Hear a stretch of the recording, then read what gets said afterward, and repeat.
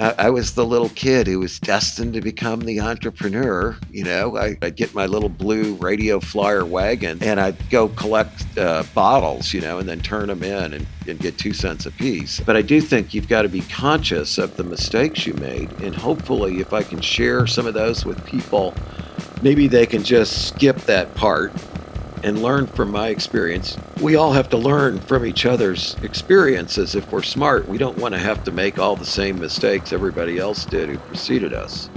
Welcome to the Janus Motorcycles podcast. Our kind of motorcycling is different from what you see from big brands and big bikes. We manufacture classic, simple, small displacement motorcycles because that's what we like to ride. And we're not alone. On this podcast, we talk with some of the smartest and most interesting people we know in motorcycling, design, and manufacturing. We're glad you're here. This is actually the first time that we've done an episode where we have a conversation with a guest with a new book they've just published. So we don't have a whole lot of episodes out there. I think this is episode 7, but this is a new thing for us, and so we're really excited. We won't spend the whole episode talking about the book, but it does serve as a nice stepping stone to the unique experiences and wisdom Mark has accumulated over the course of his life. Mark is no stranger to publishing books. He's published 12 books and literally thousands of articles on business as well as architectural engineering and construction management, including Management from A to Zweig, Human Resource Management, the complete guidebook for design firms, and my favorites, these had me laughing, Management Ideas That Work, More Management Ideas That Work, Even More Management Ideas That Work, not done yet, Still More Management Ideas That Work, as well as a series of New Management Ideas That Work. We'll talk a little bit about his latest book, Confessions of an Entrepreneur, Simple Wisdom for Starting, Building, and Running a Business, as well as how this all ties into his interests in cars and, most importantly, motorcycles. I met Mark several years back when he commissioned a new Halcyon 250. I think it's number 545. Is that right, Mark? It sounds about right. Yeah. I didn't get the number plate on mine, so I'd have to go back and look at the paperwork. Yeah, I think it's 545 or something like that. 2 years ago, after I think maybe it didn't work out the first time, but Mark invited me to speak at the Elevate AEC conference put on by his company, the Zweig Group. Unfortunately, he wasn't able to make it, which I think means this is the first time we've spoken at least face-to-face, even if it's only virtual. Mark, it is a pleasure to speak in person. Welcome to the Janus Motorcycles podcast. Hey, thanks, Richard. I'm tickled to be here. I have admired you from afar. You're fascinating to me with your architectural education and your literature knowledge, wide-ranging knowledge. You're a Renaissance guy. And it sounds like you had a similar wild and circuitous path, let's just say, to where you are. So yes, I hope we'll share that today, and maybe in the process have a great conversation around motorcycles. So I think we can do that. Well, you were saying down there that it's a gray day in Arkansas. Same thing up here. Yeah, we're not going to be out on the bike today, although I do ride it frequently to school. Super for that. And the only complaint is I'm going to get that bigger seat someday. I think my rear end, over too many years of sitting on it, has gotten too large. But, originally I ordered the stock seat and I ordered the sprung pillion too, because I thought that was a little more classic than the pad pillion that mounts on the rack. I was all about looks. Did you get the wide line seat or is it just the standard? No, I've got the standard. I need the wide line. I'm going to have to order one from you soon. Okay. Well, the 450 has a really comfortable seat. So maybe I know. I wish that would fit on my 250. I know the answer is I need to buy a 450, but after my wife is not as enamored with my motorcycle fixation that I've had since I was 12 years old as I am. Well, it sounds like maybe she married the wrong guy. You've had tell me how many motorcycles have you had? I've had like 250 or 300. Okay. I don't even know. I used to always keep at least 10. And I think sometimes I had as many as 20 at a time. And, I just love motorcycles. I mean, you with your architectural background and all, I mean, you appreciate things of beauty, and the right motorcycle is just, it's a work of art to me. And I think that's what you all have created there. It's such a Well, thank you. unique design. It's undoubtedly will be a future classic. There's no question in my mind about that. I have a buddy who this year, I think he's gone through, not this year, over the course of 2022, I think he went through 5 bikes. And Oh, wow. so, I mean, you can do that. You can, and I think he enjoyed all of them. He Yeah. made his own little mark on each one of them and tuned him up and did things Sure. to them. But now he also has a Halcyon, I have to say, and he hasn't gotten rid of that one. That one sits in its own little corner. But he likes to just try new things. And so every time he sends me a text, it's like another bike. I'm like, oh, here it comes. He's going to get another one. Well, I used to be like that, and my tastes are super wide ranging. I mean, I had everything you can think of, from big Nortons to, old Hondas to, I rode, in fact, the longest I owned any motorcycle, the second longest was a 1972 Kawasaki 750 H2 that I built up with. Yeah, I rode that all year round in Boston. I used to go to the Yankee Beamer rides on that H2, and they'd be like, pull a wheelie, Mark, And I bet you They could. just thought it was hysterical. But, and I modified it. I had a alloy swing arm on it and tightened up the frame and laced all new alloy rim wheels and triple disc brakes. And the thing was fun to ride. For folks that are not familiar with that bike, just so you know, the Kawasaki H2, what version was it? Mine was the first, and it was the most radical 72 model. Mach 1. So the H2 was a triple, like a 2-stroke triple made by Kawasaki, essentially to be the fastest motorcycle. Yeah, I mean, they were lethal, and they didn't handle very well. No, they were terrible. They called them widowmakers. I had one friend actually got killed on his. It was really a sad deal. But that's not an unusual story. They really were. Yeah, they were they were focused only on speed, and they hadn't in really a straight line handling. No, when I was in college, I drag raced. So I had all models of triples. I had a 250, a 350, a 400, 3 500s, and then when I was well into my adulthood, I got that 72 H2. But we used to drag race those 500 cows, and if you were racing against a car on this drag strip, it was horrible because they made so much noise you couldn't hear the engine on the thing. Yeah. But no, I've had wide-ranging motorcycling experiences. In like you, I had a Kawasaki Concours. That was you had one of those, I believe, didn't you? I did, I still like that bike. It got to the point where I was like, I enjoyed the power. It was great. It was really heavy compared to what I'm used to. I think it was still about 600 pounds, but it had so many carburetors. I was always like, am I ready to? I don't want to be the person who puts this away and it doesn't take it back out again. So I sold it. Exactly. It won't run. You'll never get it to run right again. There's so many of those old 4-cylinders that I would tell people, it's like, look, I can rebuild the carburetors 5 times and I know what I'm doing, and I still can't get the damn thing to run right. I don't know. Those Japanese 4s, there's so many of them sitting around, as you said. But just like my Janus, I just put the good gas in it. And, we have ethanol free over here, like less than a mile from my house. So it's super convenient. And it just runs so much better with that. And it, you can let it sit there for a while too. And it's going to start when you go back. That's the most important thing, is you can store the bike and not have it clog up your carb. We ship all of the bikes with ethanol free just for that reason, just in case somebody doesn't ride it right away. Or if in case if shipping takes longer than you thought it would or whatever. So that ethanol can go bad in weeks.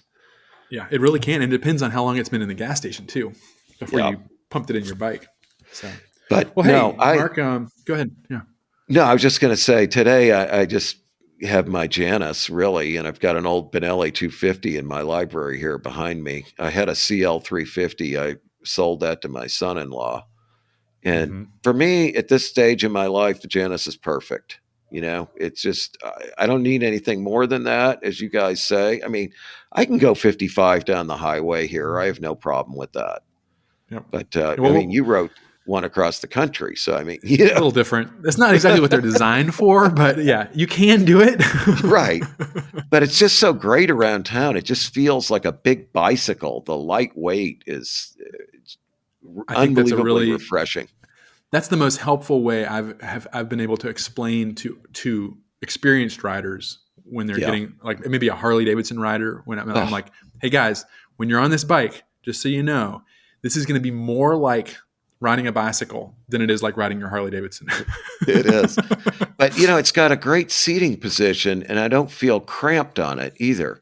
Because so many bikes I had in the past, it would cramp me up. And I'm not that tall or anything, but, either the seat jams you into the tank, and that's uncomfortable, or you're just too bunched up. And the Janus, it's really comfortable. I'm not in the birthing chair position, which I think is absurd. That's what we call those guys with the Harleys with the highway pegs. With the forward controls. Yeah. But it's just super comfortable, Yeah. Well, I think we can dig into some more of that, those questions, and learn more about your bikes. But to start with, I wanted to kind of dig in a little bit about what I started learning about you through reading the book. Give us some more backstory on growing up in St. Louis and your early entrepreneurial endeavors, selling bicycles on the street corner, and then I think owning a moped shop. I did later, use motorcycles and mopeds when I was in college with a friend of mine. But no, I mean, I was the little kid who was destined to become the entrepreneur, I collecting from the time I could walk around. And of course, back then, our parents didn't know what the hell we were doing. We were just roaming all over the neighborhood. I'd get my little blue radio flyer wagon that I won in a coloring contest at our local grocery store. And I'd go collect bottles, and then turn them in and get 2 cents a piece. I mean, there used to be deposits on, and people littered like mad.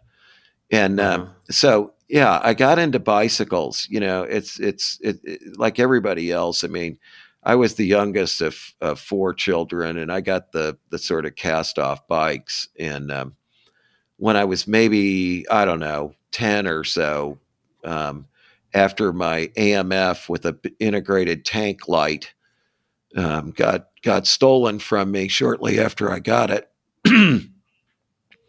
I got the Schwinn Varsity from my brother, Schwinn Varsity 10-speed from my older brother, who just retired as the dean of University of Missouri Medical School. Always a good guy. He was very generous.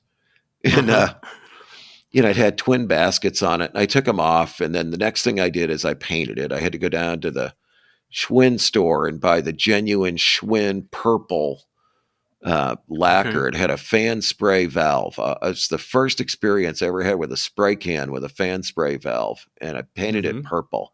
I had to take the whole thing apart. I didn't know how to pull the chain off, so I just wrapped that up in tin foil when I painted it. And anyway, one thing led to another. I used to go to the bike shop all the time. I'd get bikes and fix them up. I'd have old 3-speeds that had hubs that skipped, and if you stood up on the pedals, you'd kill yourself when the thing went, ooh, like that. Anything I could take apart and paint and put back together and put new decals on, I'd contact the manufacturers. And so I used to go to this little bike shop that was about 3 or 4 blocks from my house. It was underneath an optician shop. And so one day my dad says to me, he's like, you should go down there and tell them that you'd like to work there, and you'll work for free for a month. And if they like you at the end of that, they can pay you $1 an hour. And so I went down there. One of the few times I listened to my father, he didn't always have great advice, which actually got me into my second wife, which I won't get into here. Okay. But I've had nearly as many spouses as I have motorcycles. No, I'm only on number 3. And my wife always reminds me that I'm her number 2. But But so I went down to the bike shop. I did what he told me, and they said, "Yeah, well, they knew me. They said you're hired. Start right now." So I started. They didn't. They said you don't have to work for free. We'll pay you $1 an hour right off the bat, and then they gave me $1.25 at the end of 30 days, and I was really thought I was something. Mm-hmm. But that's where I started. My boss there. Well, it was a husband-wife team. He worked as a mechanic at the local Dodge dealer. She ran the business. He was a Hodaka freak, and we had a franchise to sell Bridgestone motorcycles. Besides bicycles, we sold Bridgestone, which I love, by the way. I've had several of those 350 GTOs and GTRs. I had a friend with one of those. Yeah. Oh, they're fantastic motorcycles. Everybody thinks that Bridgestone makes tires only. Yeah. They didn't realize they made motorcycles. What I heard was that the other Japanese bike makers went to him and said, you want to sell us tires or you want to compete with us? And so they had to pull the plug on their bikes, but their bikes were awesome. I mean, that 350. There's a whole fan base of those Bridgestones. Yeah. Yeah. The last one I sold, I can't remember. I think it went to Norway, but yeah, I had a 350 Scrambler I redid. But anyway, so that was a nice place for me to work. I worked there like, I'd go home from school. I had to, put the breakfast dishes away and pop the chicken in the oven. Then I'd ride my bike down to the bike shop. I worked there till about 5:30. Then I'd go home, eat dinner. Then I'd go back there and work till 9 or 10 o'clock at night because the boss came in every night. And he and I would work together. And, it really is. So just from bikes, I went to motorcycles. I got my first Sears mini bike when I was 12. And then I got a Honda C100, which is a 50cc step through, that they sold like 28 million of in Vietnam alone. I got one of those. I paid, I think it was $13 or $14 for it. And it was all, it had a lot of problems, leaked a lot of oil. The transmission was kind of wonky. And of course, I painted it up. I sold it for $65, And I bought a Sears 106. I had no idea what it was, which is a Jalera. Yep. And it was leaning up against the inside of this garage that had no doors on it, on an old 2-family, 2 doors away from me. And I just used to ride my bike past it on the way to the bike shop, and I saw it in there for years. So finally, I got up the nerve to go knock on the door, and they said, "Oh, that's the landlord. You got to talk to him." And I remember the guy's name was Enrique Ramos. And so I said, "Hey, I want to buy that bike." He's like, "Yeah, somebody left it there." I said, "I'll give you $10 for it." He said, "Fine, just go get it. And, you can leave $10 in an envelope wherever it was." So I go down there, I get the bike, I bring it home. It's super rusty. I mean, it's unbelievably, those bikes rusted out before they were sold. I mean, they had the worst chrome plating of anything you've ever seen, Richard, which is one of the reasons I like Janus. It doesn't rust. You've got stainless and powder coating. And not a whole lot of chrome on them. No, there's very little chrome on them. But anyway, so I dragged the thing home. It's super rusty. So I called the guy back. I said, "You know what? I'm going to change my mind. I'll give you $5 for it." And he said, "Okay." So I still have the bill of sale where he sold me that bike for $5. But I mean, Richard, I put gas in the thing. I ordered a parts catalog from Sears. You could buy anything you wanted from Sears for those bikes. It was you want a blue gas tank, you want a red gas tank, you want a black gas tank. They had them all. And fix that thing up. And all pre-internet. It was always like, I know a guy, with the old cars, it's like, I know a guy who's got some 1950 Ford parts, Yeah. But, you could never get a hold of him. But I think he lives in South St. Louis somewhere. Let's drive around and see, it was so much harder. But also more memorable and a real experience in a way. Yeah. Nobody remembers clicking buy now on eBay or whatever, Amazon. No, they don't, but it sure makes some of these restorations easier. I'll say I bet it does. It was kind of on a side note. I remember I was redoing an old Pook Twingle, the 2 cylinders that on one connecting rod deal they had, and or one. I guess there were 2 rods, but no, it was one connecting rod, so it wide out. But anyway, I found this company up in Wisconsin, and I can't remember the name of them now, but it was just when the internet was starting out, and they had 5 employees, and they made reproduction puke parts, and they had a lot of new old Really? stock too. Yeah, and I Interesting. thought, I know holy I cow! know my Pook people pretty well, and I didn't know anything about Wisconsin. Huh? Yeah, there's a company up. Well, there was 30 years ago, 30 years ago, yeah. and Huh? I just thought, wow, this is fantastic. These guys, they live in a small town. They've got this focus, this niche that they pursue, and they've got Hmm. 5 employees, and they're making a living off of it. Really impressed me. Yeah. But anyway, one thing led to another. And when I was in high school, I always had, 2 cars and 3 bikes at a time, something like that. And, or 3 cars and a couple bikes. You had to have a dirt bike and a street bike, of course. Mm-hmm. And it just, one thing led to another. I was into all types of motorcycle racing, worked for a bunch of different bike shop owners. And by the time I was a senior in high school, I was making $600 or $700 a week, which was unheard of in Wow. 1975. Mm-hmm. My first job offer out of school with an undergrad degree in '79 was $8,800 a year. And I'm like, whoa. And then when I Mm-hmm. got my MBA, I started at 12,000. So I was making more money as a 17-year-old, and then buying and selling on the side. And Yeah.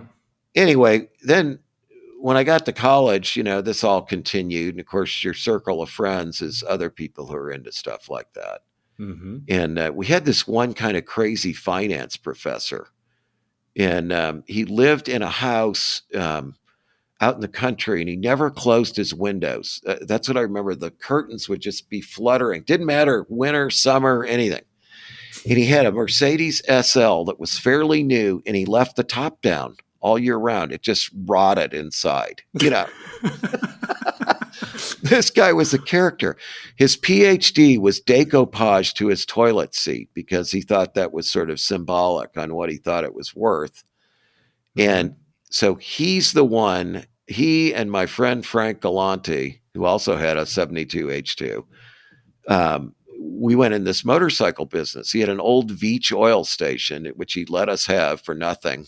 And he put the cash up, and then we split the profits every month 3 ways. And so, And this is while you're in school. this is while I was in school. Yeah. Toward the end in the undergrad and through grad school.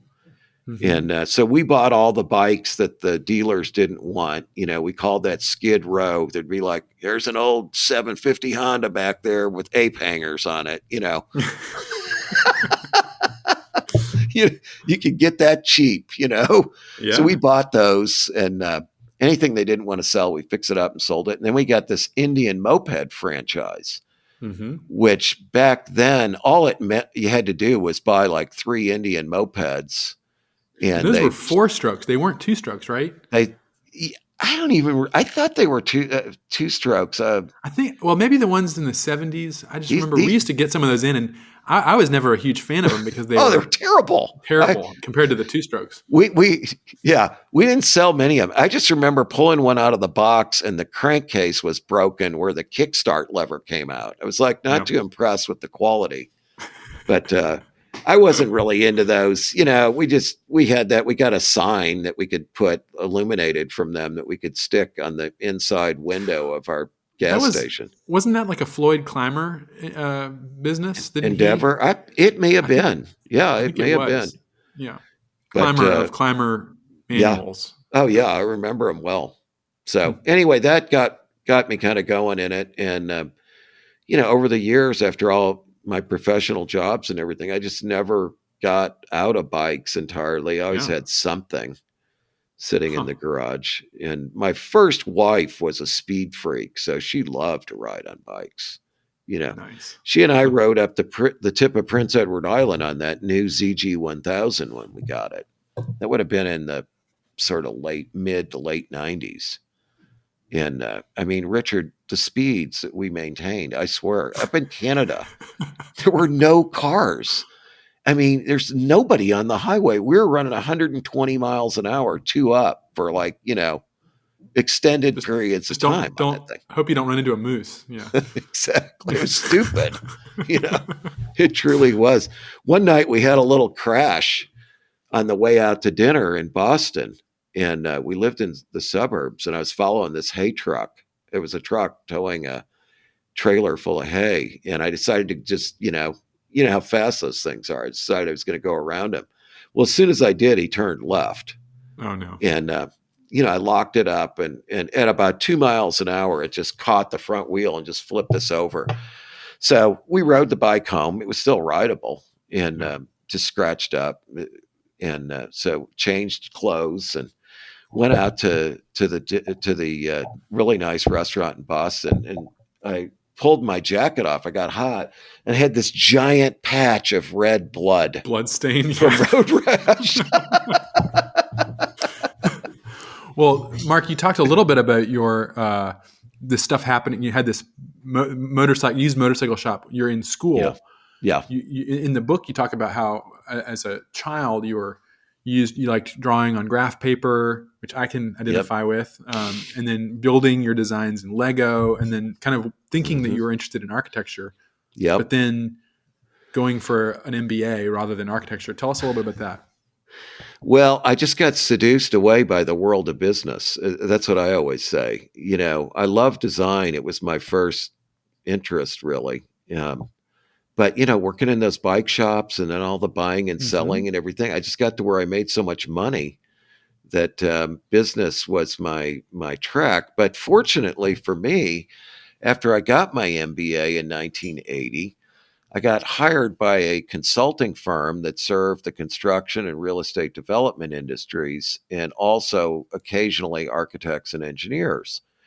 And so I gravitated to the AE side. I found that the people were a little bit sharper and a little more ethical, and I just enjoyed them. And so that was the genesis of my, entire career from 1980 on, which has been in the architecture and engineering industry in some way. So I sort of wedded the two together. And then, in 2005, we started our own design, build, development company. After the first time I sold my company to a private equity firm, and which turned out to be a disaster. But I mean, we got our money out of it, but ended up having to buy the firm back some years after that. But so we started this design build firm, and I did everything. I designed every single thing. I had houses where I even picked out, I even did the art on the walls. And I'm not a very good painter, but nothing was. You actually painted it. You didn't just select it. Oh yeah, I painted it. But I bought dishes. I designed the furniture. We made the furniture. I mean, these were complete redos. People would say, "Oh, you flip houses." I'm like, if I buy it for 200 and I sell it for $1.2 million, that's not a flip. That's an entire reconstruction. Yeah. But yeah, so I was able to work with these designers and business owners, and then also had a chance to do a lot of it myself. I mean, we did more houses in downtown Fayetteville than anybody else, and still, hold that. I'm sure we've probably redid 2 or 3 times as many as the next nearest competitor here. So, but from your interest in design and architecture, and then like, can you draw any kind of connections between that and your love of vehicles? And I mean, because you're not interested just in motorcycles, you like cars too. No, I do. It's been an illness, and it culminated in a $50,000 loss on my last used old Rolls Royce I owned, which I will not be doing again. But that was your daily driver. Yeah, it was. It was a one of 70 99 silver spur, which they don't. If you look them up, they say they stopped making them in '98. But mine was British Racing Green, which I just, as soon as I see green, I just fall in love with it. It just does something totally irrational to me.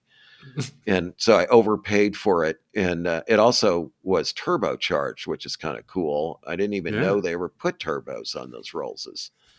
But anyway, it turned out to be a bad decision. But So yeah, the integration of all those things. I mean, I like design professionals because they are creative, and I think they do a lot for our society that people don't fully appreciate. And Mm-hmm. like yourself, I'm a fan of classical architecture, and I was into contextual design. So I wanted to redo my houses so they look like they could have been there forever, but they're Mm-hmm. just super well maintained. And that was sort of my aesthetic. But, whether you're talking about redoing a house, a car, a motorcycle, or a business, there's a Yeah. lot of parallels. You got to Yeah. kind of figure out what you got first, and then you just have to map out a plan and you knock it off a piece at a time. And you try to do something that is nobody else has done before. That's Mm-hmm. different. And if you can do that, then not everybody's going to like it, but somebody's really going to like it. It's kind of like the way you guys, Mm-hmm. So you kind of. talked a little bit there about classical architecture and Hmm. what you said you described as contextual design. Yeah. You've been in the industry long enough that you've seen. I mean, probably when you were in school, there was no classical architecture really contemporarily happening around you. No, Have you been? What's been your experience, kind of seeing the rebirth of that? I think it's great. I mean, I appreciate good modern too. I mean, Mm-hmm. so it's not the only thing that I'm into. Mm-hmm. I just don't like bad modern, which I see a lot of. It's like, let's throw four kinds of materials on the facade here for no reason at all. I mean, that kind of stuff drives me crazy. Down Mm-hmm. here in Arkansas, it's like corrugated metal. That's good. Let's use that everywhere. Mm-hmm. So I mean, I just like, I don't think that the architecture should scream, look at me. It should fit into a whole, you know, Mm-hmm. and that Well, whole that's should interesting. be You say you pleasant. like, yeah, yeah, yeah, yeah. It says you say you like good modern, Yeah. and it's such a hard. I mean, for people, especially maybe our viewership here, like Hmm. even understanding what classical architecture is, or I mean, a lot of people think columns. Yeah. Right. Not necessarily columns on classical or at least traditional architecture. No, Um, but like, I think it's really telling what you said about like architecture that screams, "Look at me." I think that's maybe the best way of describing bad modern architecture. yeah. Or a good way of Unfortunate. describing good modern architecture is architecture that does fit in to Yeah. its surroundings.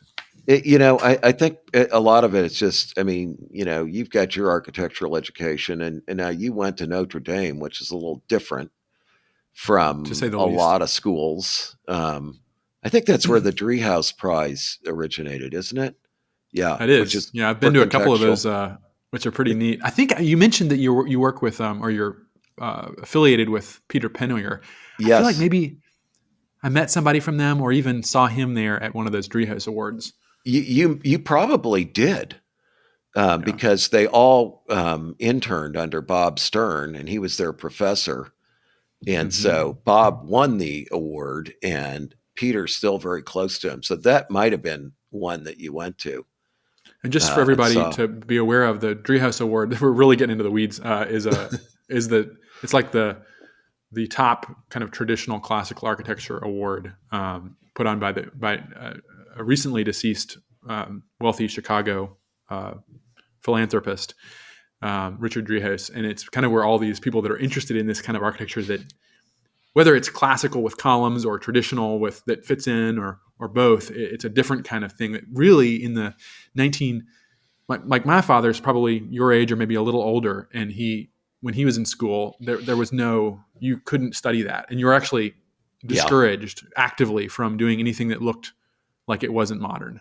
that's Um, what I was going to say. I think the architectural schools are training these people to think that if they don't do something different, mm-hmm. that's shocking, that they Yep. failed. I taught over there for a couple years at the Fay Jones School here as an adjunct, and I taught a course called Everything They Don't Usually Teach You in Architectural School to Really? fifth year students. And I had this one kid, And one day he sort of tore into me, like, that I wasn't any good at what I did because I wasn't breaking any new ground at all, and Mm-hmm. he was very disparaging of the of the work that we did, Anyway, it was just kind of funny, but you're right. I mean, it's not what most architects are into, but But I that's, think it's telling to study that, because yeah, typically when you look at the people that live in the town or the city where things are being built, if you actually ask them what they prefer, yeah, it's almost 100% of the time the traditional, it is. or at least it's the building that looks like what it is, right? Like Yeah. if you're building a museum, it looks like a museum, or you're building a train station, it looks like a train station. And there are things that define what those look like. It's Yes. very easy to understand that, or a church looks like a church or whatever. A house looks like a house. And there is all this, there's so much potential for ingenuity and invention within Exactly. within these The bounds. the bounds that actually help us understand the way we exist. And to kind of carry that over to what we're doing, like, and maybe with the way I view the automotive, especially maybe the motorcycle industry, is it's this competition with everybody around you to be different, exactly like you're saying. It's to be revolutionary, and instead of like remembering the reason we're all that your customer gets Yep. swings their leg over that bike in the morning, or there's an experience they're looking for, and it doesn't necessarily have to be one that's completely different every bike they ride. Yeah. Or every Yeah. model year. I mean, in a way it's nostalgia, but that's what's so great about what you guys do is, I can ride my Janus. I can go out there. I know it's going to start, Mm-hmm. nobody else has one here in town. So it's completely unique. I could ride old bikes, and what you get with that. I mean, they don't handle that good. The brakes are lousy. They're not running right. They're leaking oil. They don't shift good. I mean, and then but it's cool looking. But I mean, even on You know, on like a bike that's well set up, like an old bike. I mean, there were some great right? historic bikes. Sure. To keep that on the road today is very expensive and very time consuming, Yes. because just finding parts for it is difficult. Uh, So I say our bikes, we really aren't inventing anything new, and maybe they aren't as good as a bike in some ways from the 1950s, but it's trying to get to that thing like that traditional feeling. architecture, like traditional architecture does, where it's like, Yeah. this is answering something in human nature. The old way of seeing. If you ever read that book, No. a lot of architects that and the architectural pattern, the pattern language. That's another one they all love. Christopher Alexander. Yeah, Yeah, but I do like that one. but no, you're right. I mean, you've got that's what you get, but I think you get the best of that. And the good thing about you guys is you didn't just copy something else. I mean, it looks like it's old. It looks different. It looks like it could have come out of the 20s or whatever. But then on the other hand, it's not a copy of anything. You have your unique style. And then Well, it's interesting. We're talking about architecture. I mean, it really, I mean, obviously this is very overt for me, because I literally founded Janus the same year I graduated with a classical architecture degree. And that's pretty crazy. There's a vocabulary. And a lot of times people say, oh, if you use, like, let's say like strict classical, like you're doing an ionic temple or an ionic building. Right. It's like, where is the room for invention in that? Right. And that's kind of the same. I mean, you could say the same thing about motorcycles. It's like, well, it just looks like an old bike. And you're like, well, it's not a recreation. There's so much, if you're using a vocabulary which is very deep, and it has the ability to answer things where if you just go out and, not to knock on a modern architect, but like sometimes they're just an expression of that architect's individuality. Yes. And if you start from that kind of tabula rasa, blank canvas, you're starting from scratch rather than building on the 3,000 year history of architecture. Now we don't have a 3,000 year history of motorcycles, but we do have a pretty, 120 years maybe. Yeah, exactly. Well, yeah, it's just like no bike had a tank like that and then a leading link front end. It just nobody did that. Nobody had a leading link with a hardtail. So yeah, I think you sort of put it all together, but you came up with something unique. But what I like about it, again, it shifts good. The clutch feels like a Japanese bike. The brakes are decent on it. It's just nice having something that works too. When I come home at night, my headlight's not so dim. That those old bikes. Or it doesn't dim when you slow down. Yeah, I had some Triumphs where I had one where the headlight used to just fall out of it all the time. Eventually, I just strapped one of those 6-volt Rayovac lanterns onto the bars because there was, So it's just nice, having something you can actually ride. And then, at some point when I decide I'm not going to ride it, I can throw it in here in the library sitting next to this Benelli and it'll be a nice object of art, I think a lot of Janus bikes spend their winter in people's living rooms or sometimes maybe kitchens. I love decorating with motorcycles. I think it's wonderful. Yeah.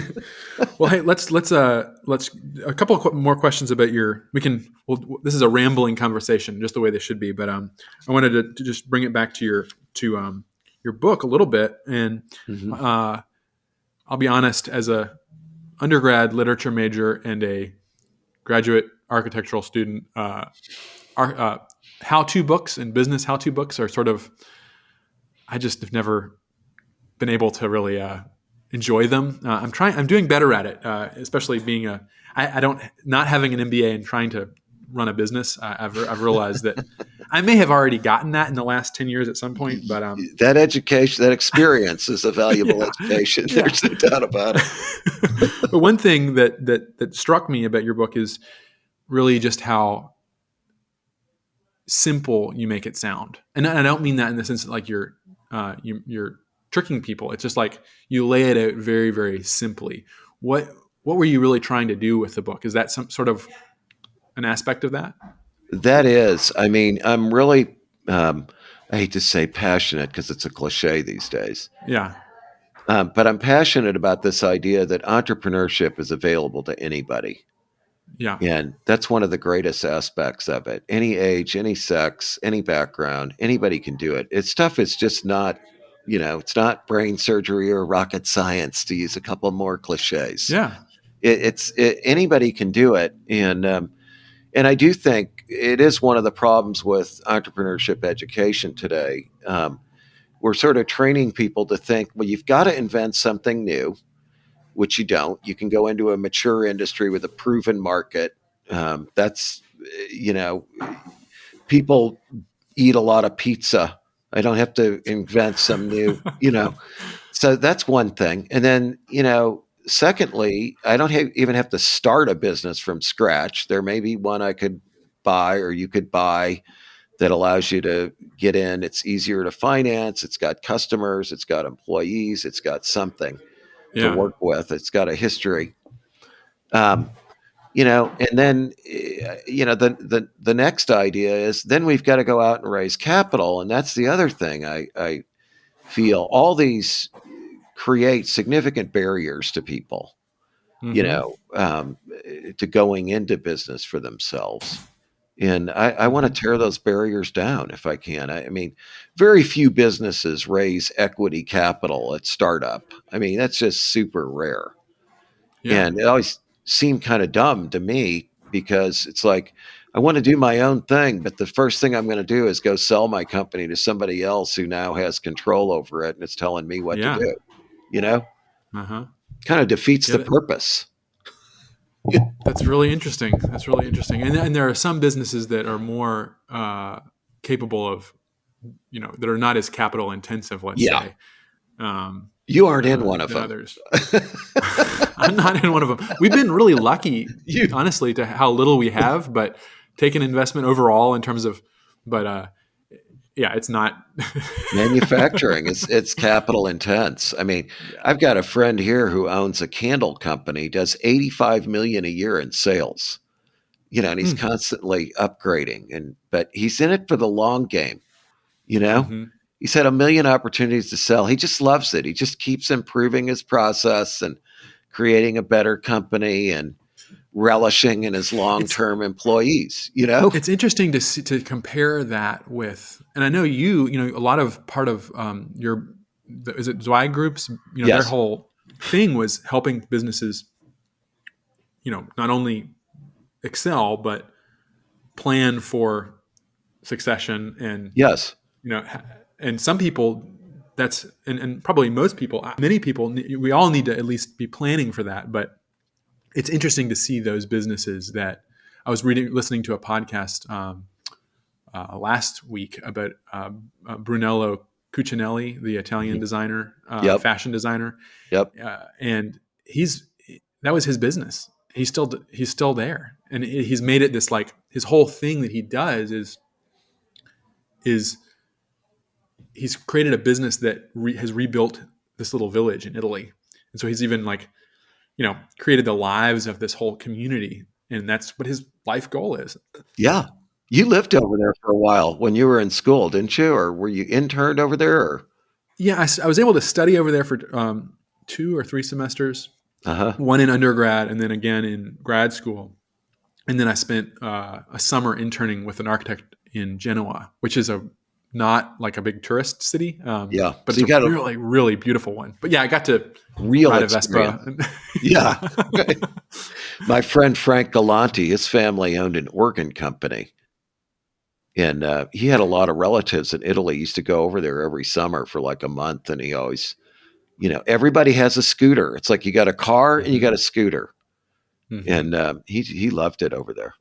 But yeah, that the experience of being over there mm-hmm. and of how they use scooters and motorcycles was definitely kind of formative for me. It's a different way of doing things. Now, here in the States, it's primarily a leisure activity to ride, and it's not something we commute on. But it's Some different of in us Italy, do. and Yeah. well, yeah, I do, but it's still like it's a choice I make, Right. rather Yeah. than the way everybody does it. I don't put that many miles on my bike, but I mean, like going to school, it's just so much more convenient. I can park right up next to the building and I don't have to pay for it. And that just, that's a real draw for me, Mm-hmm. just get on that little bike and just ride over there. I mean, it's perfect for that. I go to the store, it's the same thing. But anyway, back on entrepreneurship as a topic. I mean, so yeah, I think it's something that is available to everyone. I do believe that small businesses are our future. I mean, 90+% of businesses are actually family businesses, which is really crazy. Small businesses make up like 70% of the employment, something on that order. And they also create more new jobs than big companies. And they're also more innovative because they don't have that bureaucracy to fight through. Most of the innovation comes out of the small guys, even though the big guys spend tons of money on it. They don't seem like they can implement it. Well, it does seem like it can be very stultifying. And I think a lot of I talk about this a lot, but the Halcyon concept is something that was completely, if we had done proper market research, we would have launched what we planned to do was our Phoenix Cafe Racer, because that was right in the height of, well, maybe the end of, but still the height of Cafe Racer craze in 2010 and 11. And I still like those. They're great. But we've sold over 1,000 Halcyon, total Halcyon models. Sure. Over 1,000. And we discontinued the Phoenix last year. I know. I saw 79 of them. It's crazy, isn't it? It's hard to understand. It is really interesting. And I guess the point I'm making with that is that it was sort of a whim that I drew up this Halcyon concept. And if I was operating in a larger structure with shareholders at that point, it would never have gotten off the ground. Yeah, the market research would say, oh, you don't want a 1920s looking hardtail. I mean, Right. what's that Yeah. No about? one Are wants you a out of your mind? hardtail. You know? And yeah, I love that, and it's great that you can make that move so quickly. I think it's a real leap to have that 450 out. I mean, that's a Mhm. motorcycle that really you can do anything you want to do on. And And we did put a lot of, research into that bike, and a lot of mhm. we did a customer survey. Now it's many years now back that, and learned what people were looking for. And then also just getting it in front of people, talking to Yeah, Jay Leno, Jay Leno's comments on the bike really were influential in our move to the 450. So, yeah, but I think you're absolutely right about like the family, the small, the future is in that kind of smaller, yes, uh, scale, because it does have that flexibility, and it can be something that isn't just like vanilla. you right. know Yeah, you don't have to have tons of market research. You can just do it. hmm And the other thing I think about these small businesses is they're better places for people to work. Now, you could argue that big companies pay people better, which they generally do. There's data to support that.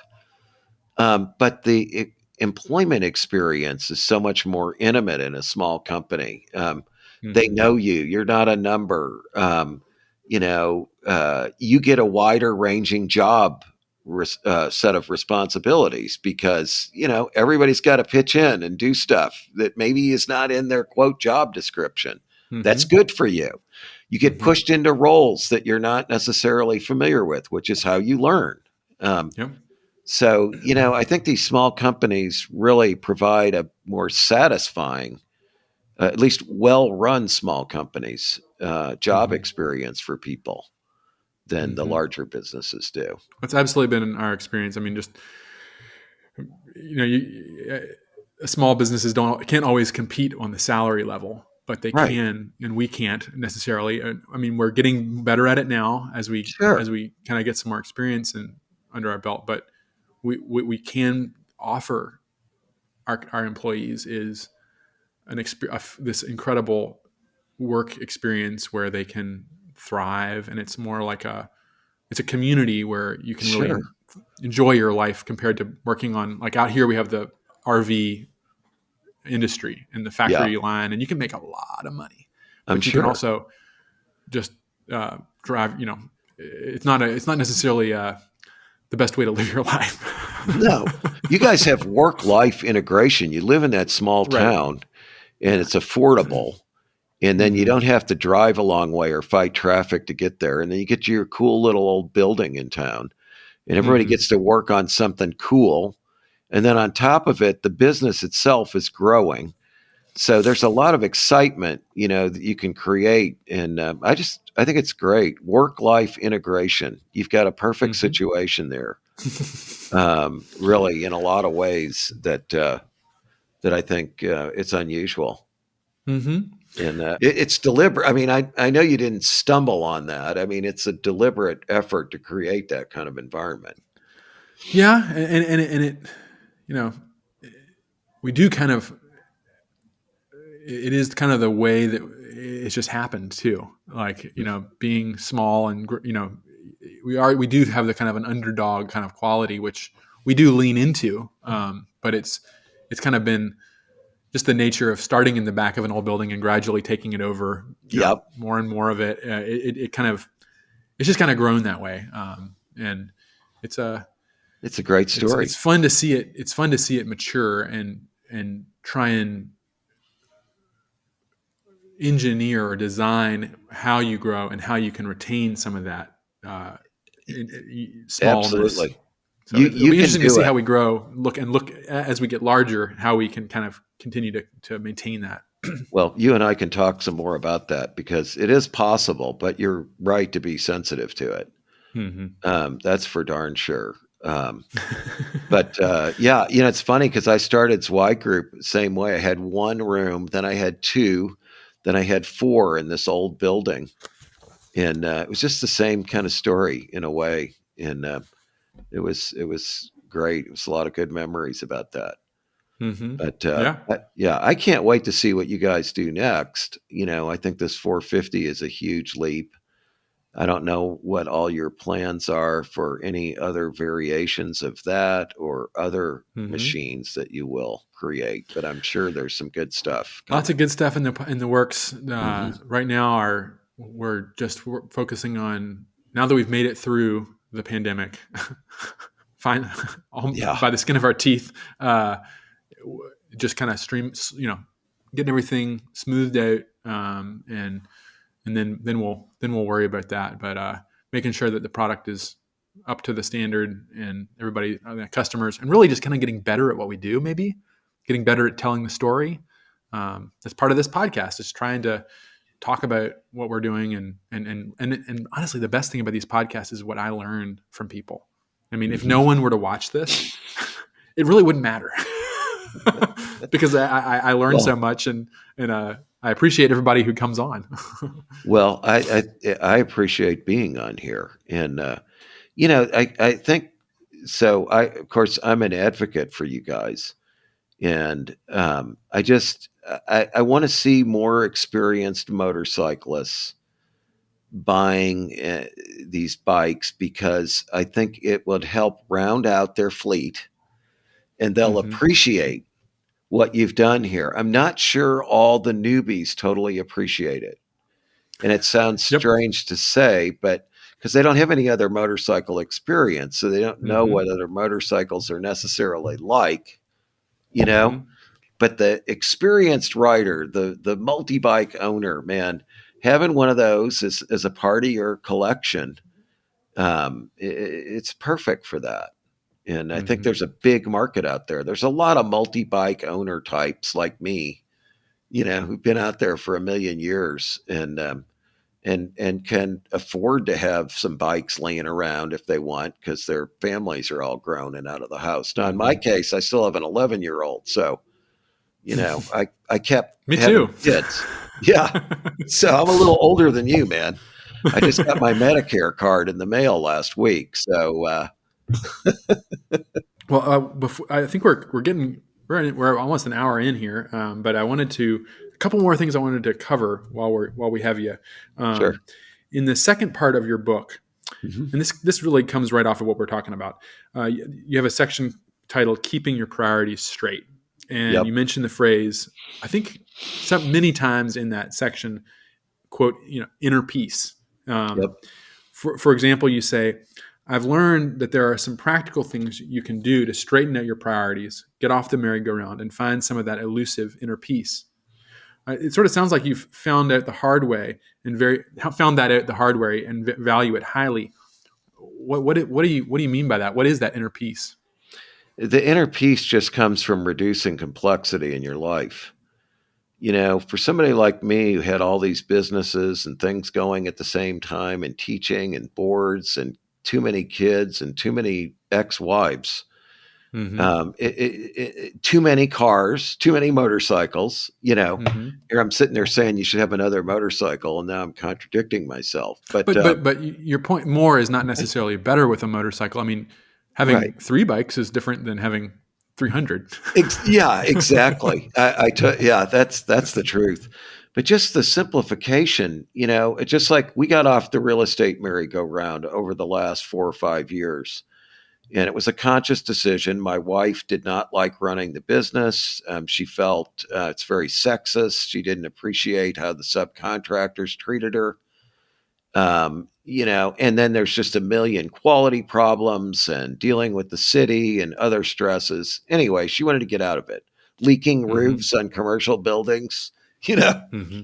that so she wanted to get out of it. I wanted to get out of it. So the bottom line is we had $22 million worth of investment property.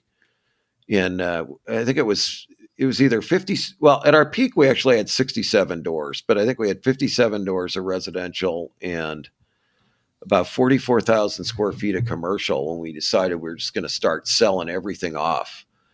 And, we would have made more money if we'd have waited another year or two. But I mean, when COVID hit, I was like, holy cow, we've got these $600,000 two-bedroom condos we're never going to be able to get rid of. And Mm-hmm. I started panicking. And so we just sold all that. We just got a contract yesterday on the last commercial building we have which is a 21,000 square foot multi-tenant office retail building. And hopefully that'll close in about 3 or 4 months. We're taking a second on it, which is a little risky, but I think I've mitigated that with some provisions in the contract and all. But yeah, just simplification. Just every time I cut something out, I am thrilled that I did. I mean, it goes back to even when I was growing my business. If I had a bad client that took too much mental energy, that was a pain to deal with, I would just say, we just can't help you, you know? Mm-hmm. And then, shedding the businesses. The Zweig Group, I sold that back to the company on an internal sale on a long-term deal for 15 years. That's not the way to get the most money out of your company, but it is the way to maintain. If you've got a good crew back there and they know what they're doing and you've trained your successor well, they're going to keep it going and make it better. And so, that relieves stress. I mean, just anything you can do. I mean, even down to like pulling social media apps off your phone so you don't look at them when you're not doing anything. One other thing you mentioned, like obviously simplifying is a huge. You're emphasizing that, but you also emphasize in the book like doing something tangible with your hands. Yes, it's a human need. How does that play in? I mean, like let's say, and also maybe you're obviously at a different stage in your life where you can afford to simplify and get out of a business. But maybe if you're younger, you still have to make money. Sure, you got to have a job. How does that tangible doing something with your hands tie into that? I think it's well, I mean, aside from the fact that it is something you can bring your children into, it's just gratifying to do something tangible. If you do intangible stuff all day, I remember Jay Leno said to you in 2020, I like guys who make things, I just distinctly remember that. And it's, just making something and seeing it there is a stress reduction. I think people don't realize, some people, how important those hobbies are. They're so busy. So you said hobbies there. So like your main job may be something that's less tangible. Right. But there are other things you can do that are tangible, even if it's like fixing the back door or something. Yeah, exactly. I mean, as I freed up my time, I started getting back into doing stuff that before I always hired people to do, whether it's like, maintaining our yard or cutting trees down or, as you say, fixing the toilet, and it's very gratifying. I think the problem is, well, we live in such a materialistic society that everybody just thinks you just need more, and I think the other thing is, they're trying to keep up with the Joneses with social media and everything else. It makes everybody feel bad that the other guy's doing better than they are. And we just don't need all that stuff. I mean, to be happy, we need a lot less stuff. I mean, it was really driven home to me a couple of years ago. My wife and I, we go out to Santa Fe and Taos in the summer. And we stay in this old inn in Taos, and we just spent the whole day reading books. Just we got these great Adirondacks. We sat out in the front lawn of this old inn that's a couple 100-year-old building, and we just sat out there and read all day. And I'm like, that's the best day I've had in eons. Why is that? No distractions. No. Or it's also like, going out to your garage and wrenching on that bike. It doesn't necessarily have like a productive, I mean, it is productive, but it's not productive in the sense that you're making any money on it. No. But it's something that's tangible that when you get it back together again, and it sometimes you have to really study. You got to go on YouTube or go find that climber manual and you guys do a good job. When you get it running, it's like the triumph of that. It can really be kind of incredible. You know what I've gone into? I don't know if I even told you this, but about a year ago, I got into air-cooled VWs. And, that was my first car. I never liked them when I was a kid. Because they were slow. I had a friend that had a 64 Beetle, and we put a 140 horse Corvair in it. And all I remember is you had to take apart the transaxle and reverse something because the rotation of the Corvair was the opposite of the VW. It would pull the wheels off the ground. But we didn't like VWs. You know, we had like massive V8s and 4 speeds and everything. But I got into these old VWs, and they're so simple. Mm-hmm. It's fantastic. I've redone 3 and sold them, and I've got 2 more. I'm doing a 79 convertible, and I got a 1960 completely original Bug in bad condition that we got running after 40 years of sitting. You know, some good gas, new distributor, clean the carb out, boom, fires right up. You know, Yeah. it's what fantastic. A great car. That was my first car. I paid $1,000 for a 72 Volkswagen Bug and drove that thing every year I went to school in New Hampshire and drove it up there and back every semester. And it's amazing. What a great car. And so much character, so much, every journey was like, I always felt like I was in an airplane because it had the flat windscreen. It was the last year of the flat windscreen in the dashboard. And you're just like, the shift lever is like vibrating, and you're just 72 miles an hour flying along. It's just the experience of driving that totally beats any other. Now it's always kind of you're always kind of anxious, like when like a belt blew in New Rochelle, one time, and got to watch all the gauges, what gauges you have. Right, there's very very few, but the temperature being a big one, but that to me is minus the worrying about belts. That is what we're trying. What not just what we're trying to do at Janus. It's what the reason motorcycles are something that people like you can spend your entire life coming back to. Yeah. And when you first started, you didn't have a whole lot of money. Sure. You were buying them for $5. Right. Now you can afford a nicer Rolls Royce or something like that, but it's something that anyone can get into. It's an activity that brings you that inner peace that you talk about. And it's something that, that it's just, it's worth doing. And it makes other aspects of your life, richer. It gets your priorities straight. Yeah. I mean, the great thing about the Janus is for $8,000 or $9,000 for the, entry level bike, you get something that is totally unique. You don't have to spend 20 or 30,000 on it. You get this thing that's super cool. I'm not saying that's cheap. Obviously, I can go buy a Chinese 250 for like a quarter of that, but it's really good. You can have one thing that's really good that didn't cost too much, that is beautiful, and you can actually use it when you want to. I mean, that's a really unique value proposition, I think. What else can you buy for that kind of money that's that unique? And you can customize that, make it the way you want it. From the factory, and you can, even if you're not a experienced mechanic or even like an experienced hobbyist, you can do just about all the maintenance on that bike. I mean, even more advanced maintenance on it without any prior experience. And with a simple YouTube video, with simple tools that you can get at Harbor Freight, you don't even have to spend a whole lot on tools. Yeah, I love Harbor Freight. You can be out there in your garage, and you can get that feeling that we've just been talking about of inner peace, or of taking control or having a bit of say. You don't have to take it to a mechanic in what you're doing. Well, you couldn't make it any simpler than it is. I mean, a pushrod single is Well, that's the goal, though. I mean, and it's something that I think is universal. Kind of like we were talking about earlier. It's not reinventing the wheel. It's maybe trying to remember a little bit about what is it that people are trying to do.